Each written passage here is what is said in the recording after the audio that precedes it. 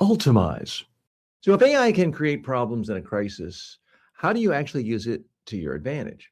The key is simple. You use AI to prepare. You don't use AI to decide.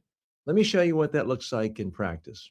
Before a crisis ever happens, you can use AI to simulate questions, tough questions for potential crises. You can ask it to generate the absolute harshest, most hostile questions a reporter might ask you.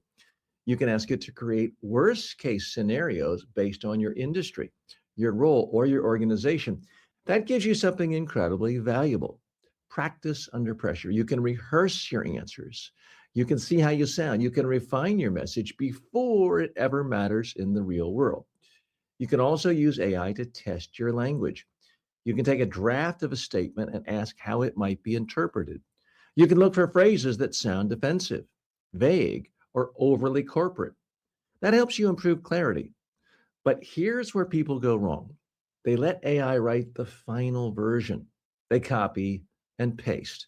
They assume that because it sounds polished, it must be effective. Well, that can be a mistake because AI does not know your audience the way you do. It doesn't understand your tone, your history, or the specific sensitivities of your situation. And it can't judge how something will feel when it's clipped and shared. That's your job. So use AI as a tool. Use it to generate ideas. Use it to challenge your thinking.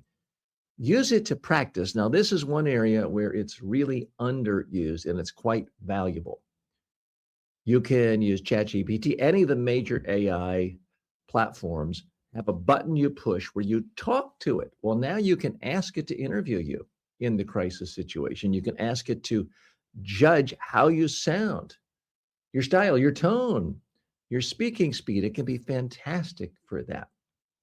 And I should point out, as mentioned in other parts in this section, I do have my own AI clone, tjwalker.ai. There's no charge for it, there's no cost, no monthly fee or anything like that. And you can practice your messages in that AI platform as well.